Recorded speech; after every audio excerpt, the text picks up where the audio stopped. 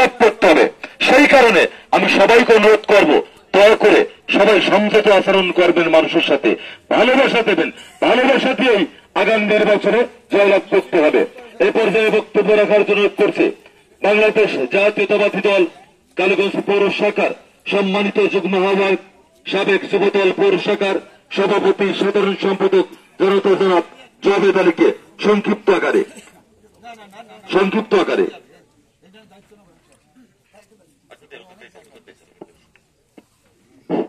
বিসমিল্লাহির রহমানির রহিম।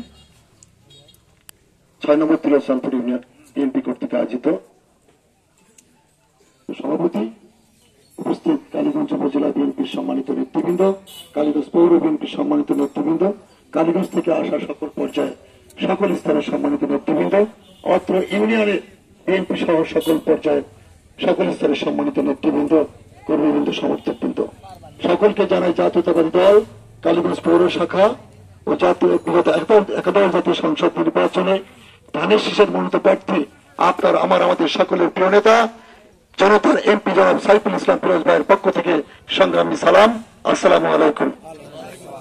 প্রিয় উপস্থিতি, ইতিমধ্যে সঞ্চালক আপনাদেরকে বলেছে দিনের ভোট রাতে হবে না, ভোট চিন্তাই করে বাক্স বোঝাই করা যাবে না। আমরা আমাদের নেতাকে পাশ করাতে চাই মানুষের ভোটের মাধ্যমে।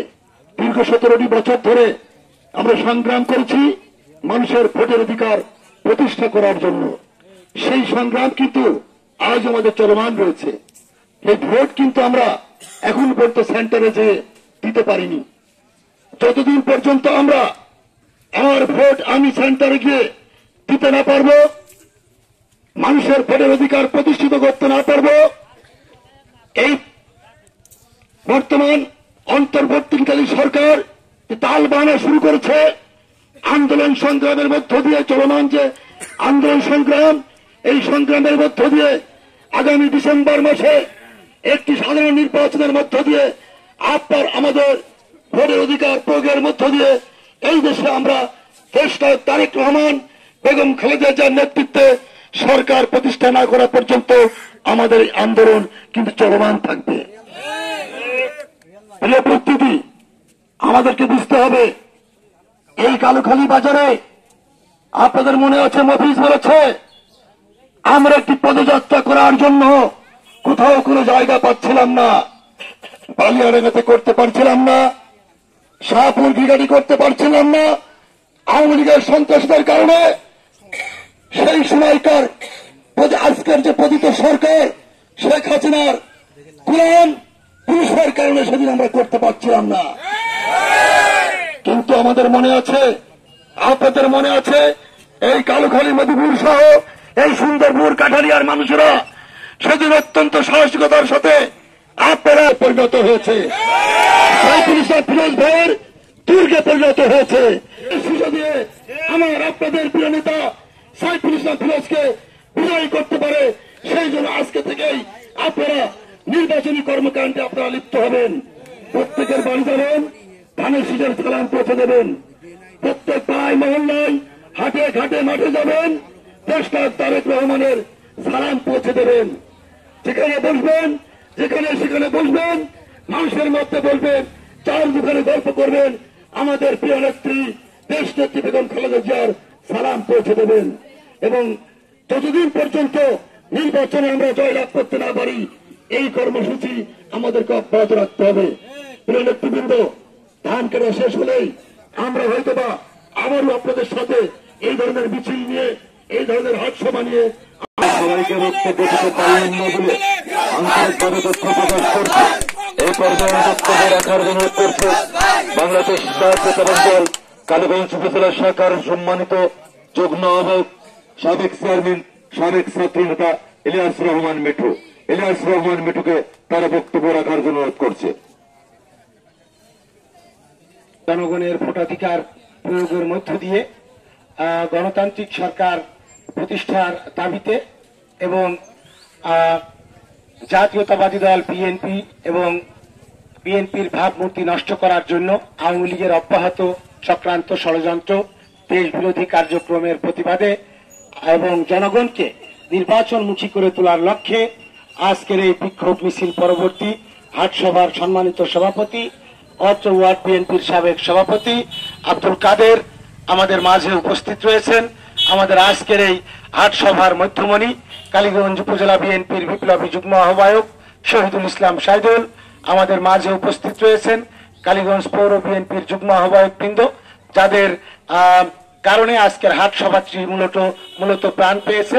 পৌর বিএনপির অন্যতম যুগ্ম আহ্বায়ক পৌরসভার সাবেক কাউন্সিলর আনোয়ার হোসেন, পৌর বিএনপির যুগ্ম আহ্বায়ক ওয়াহেদ আলী লস্কর, পৌর বিএনপির যুগ্ম আহ্বায়ক জাভেদ আলী এবং কালীগঞ্জ উপজেলা বিএনপির অন্যতম সদস্য কাষ্ঠভাঙা ইউনিয়ন থেকে নির্বাচিত সাবেক চেয়ারম্যান আলী মুর্তজা রেজা লিটু, উপজেলা বিএনপির সদস্য সাবেক কাউন্সিলর মিজানুর রহমান, উপজেলা বিএনপির সদস্য মুরাদ হোসেন, উপজেলা বিএনপির সদস্য শহীদ নূর আলী কলেজের প্রভাষক মিজানুর রহমান, পৌর বিএনপির সদস্য ফারুক হোসেন কোচি সহ উপজেলা বিএনপির সম্মানিত সদস্যবৃন্দ, পৌর বিএনপি নেতৃবৃন্দ এবং আমাদের সাথে আসা উপজেলা ও পৌর অঙ্গ ও সহযোগী সংগঠনের নেতৃবৃন্দ এবং উপজেলা বিএনপির সদস্য সাবেক ছাত্রদল নেতা হুমায়ুন কবির সহ এই কালুখালী মধুপুর এলাকার সম্মানিত উপস্থিতি এবং তিলোচানপুর ইউনিয়নের বিএনপি সহ অঙ্গ ও সহযোগী সংগঠনের সংগ্রামী নেতৃবৃন্দ, আজকের এই হাটসভা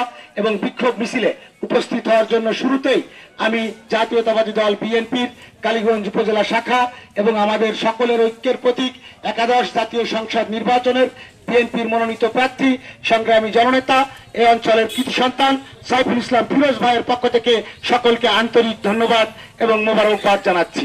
আসলে গরম পড়ছে প্রচুর, কিন্তু সময় আছে এখনো অনেক। কথা কি শুনতে চান? ঠিক আছে, ধৈর্য থাকলে আমরা মূলত আজকে হাট সভার মাধ্যমে আজকের এই বিক্ষোভ মিছিলের মাধ্যমে আপনাদেরকে একটি মেসেজ দেওয়ার জন্য আমরা এখানে উপস্থিত হয়েছি। মেসেজটা কি আপনারা সকলেই জানেন যে আমাদের দল এই বাংলাদেশের সব থেকে বৃহৎ দল, সব থেকে জনপ্রিয় রাজনৈতিক দল বিএনপি।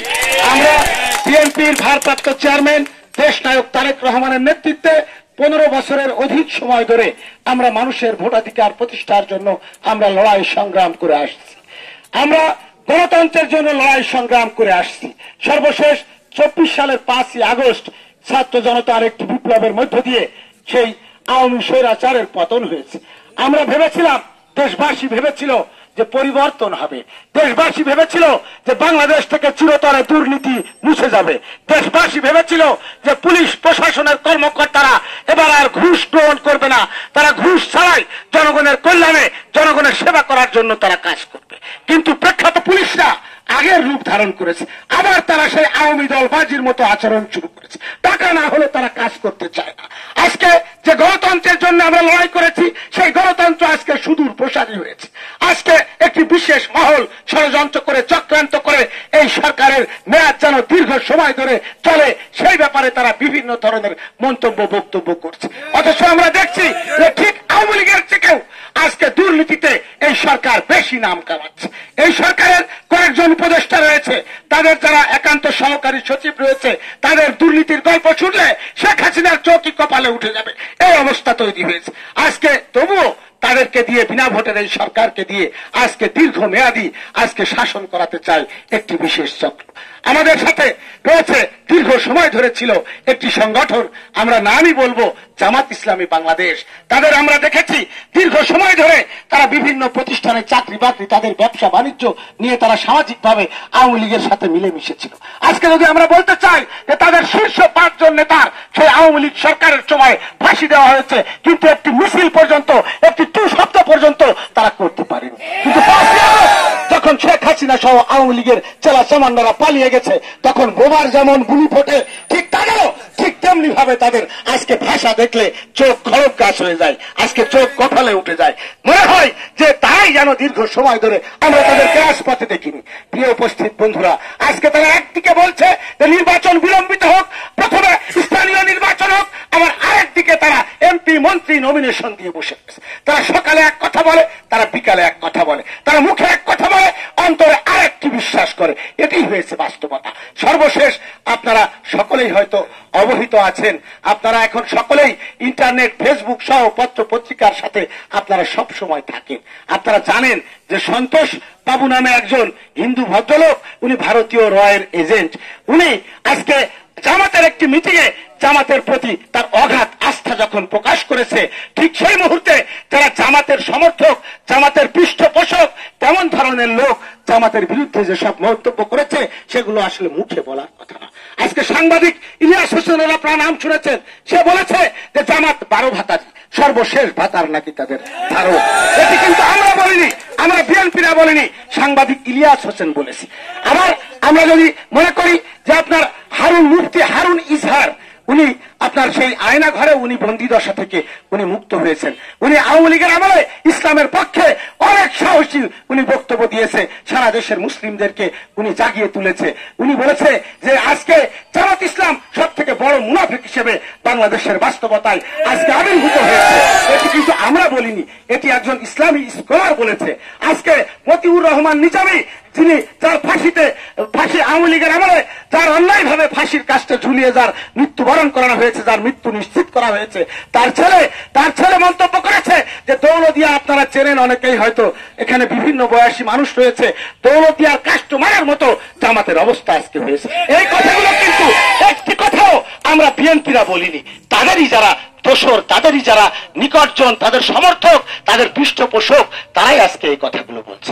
প্রিয় উপস্থিত বন্ধুরা, আজকের এই প্রেক্ষাপটে স্পষ্ট হয়েছে একমাত্র বাংলাদেশের জন্য কাজ করে জাতীয়তাবাদী দল বিএনপি। আজকের এই প্রেক্ষাপটে বাংলাদেশী রাজনৈতিক দল হচ্ছে বিএনপি। বাংলাদেশের কথা চিন্তা করা হচ্ছে একমাত্র বিএনপি। কেউ ভারতপন্থী, কেউ পাকিস্তানপন্থী, কেউ উত্তরপন্থী, কেউ দক্ষিণপন্থী, শুধুমাত্র বিএনপি নামক এই রাজনৈতিক দলটি হচ্ছে বাংলাদেশপন্থী। যে কারণেই আজকে লন্ডন ভিত্তিক পত্রিকা তারেক রহমানের বিষয়ে আজকে ভবিষ্যৎবাণী করেছে যে তারেক রহমান আগামীতে বাংলাদেশের প্রধানমন্ত্রী হিসেবে উনি বাংলাদেশ শাসন করবেন। আজকে এটি হচ্ছে জামাত সহ অন্যান্য যে ছোটখাটো রাজনৈতিক দলগুলো আছে তাদের গাত্রদাহ।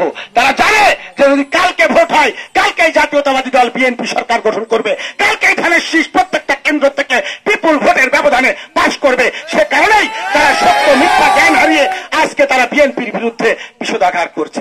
আমরা আজকের এই কাউখালীর হাট সভা থেকে আমরা হুঁশিয়ার করে দিতে চাই যে বিএনপির বিরুদ্ধে ষড়যন্ত্র করে, বিএনপির বিরুদ্ধে অপপ্রচার করে অতীতেও কোনো লাভ হয়নি, বিএনপিকে ধ্বংস করে দেয়নি। জাতীয়তাবাদী দল বিএনপির বিরুদ্ধে অপপ্রচার করে, ষড়যন্ত্র করে বিএনপিকে এক বিন্দু পরিমাণ বিএনপিকে ভাঙা যাবে না। এটি হচ্ছে আজকের এই হাট সভার কথা। প্রিয় উপস্থিত বন্ধুরা, আমরা আপনাদেরকে বলতে চাই যে এখানে যে সকল নেতৃবৃন্দ আপনাদের মাঝে আজকে এসেছি, উপজেলা পৌর বিএনপি নেতৃবৃন্দ, আপনাদের এলাকার যে সকল নেতৃবৃন্দ, আমরা সকলেই জানি যে কালীগঞ্জের বাস্তবতায়ও আমরাই ছিলাম দীর্ঘ সময় রাজপথে। আমরা গভীর উদ্বেগের সাথে লক্ষ্য করছি যাদেরকে আমরা 5ই আগস্টের আগে কোনোদিন তাদের ছায়া পর্যন্ত